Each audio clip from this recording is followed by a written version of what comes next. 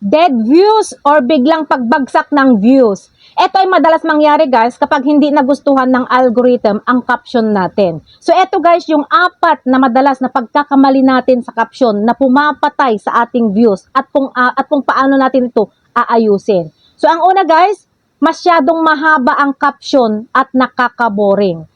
Yung pagsusulat guys ng pagkahaba-habang caption na parang nobela or parang teleserye, mawawalan agad ng gana guys yung mga tao. Dapat isulat mo lang yung caption, ang isulat mo lang sa caption is yung pinakamahalagang detalye doon sa video mo. Yun lang yung isulat mo. Huwag kayong parang gumagawa ka ng teleserye.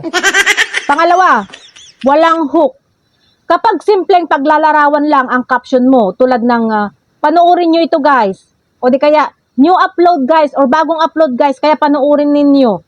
Dapat guys, gumamit kayo ng mga salitang nakakaenggan nyo or nakakapukaw ng interest sa mga manunood. For example, ganito lang pala ang paraan guys para umangat ang account natin. O di kaya, alam nyo ba guys ang sikretong ito? Kung hindi nyo pa alam, papanoorin mo na ang video na ito. Mga ganon. Di ba? Yung mga nakaka-excite ba? Yung makukuha mo talaga yung attention ng mga tao sa'yo para mag-stay sila doon sa video mo. At ang pangatlo, clickbait or fake news. Kung sobrang OA na yung caption mo na hindi man lang tugma yung nilalaman doon sa video mo, yung caption mo, mawawalan ka talaga ng audience. Mawawalan sila ng tiwala sa iyo.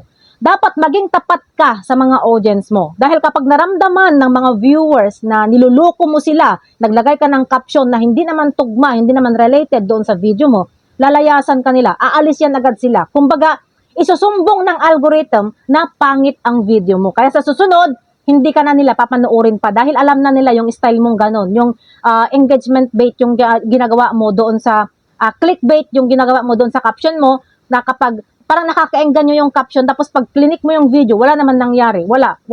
Ang layo-layo sa caption doon sa video na yon. Mawawalan ka po guys ng audience kapag ganon. Kasi sa susunod mong video, hindi ka na nila papanoorin pa. Kaya dapat maglagay ka ng related na caption doon sa video mo. At ang pang-4, sobrang daming hashtag. Huwag punuin guys ng hashtag yung buong caption. Huwag punuin ng hashtag. For example, yung mga hashtag na mukhang spammy, yun, lalong-lalo na yung mga yun, yung mga mukhang spammy na hashtag. Yung hashtag viral, hashtag FYP, hashtag trending, hashtag reels video, mga ganon-ganon ba guys, yung mga araw-araw na nagagamit, spammy po yun. Ang akala ng Facebook guys, kapag ganon yung ginagawa mo, is nag-i-spam ka. Dapat gumamit ka lang guys ng 3 hanggang 5 hashtag na talagang may kinalaman doon sa video mo.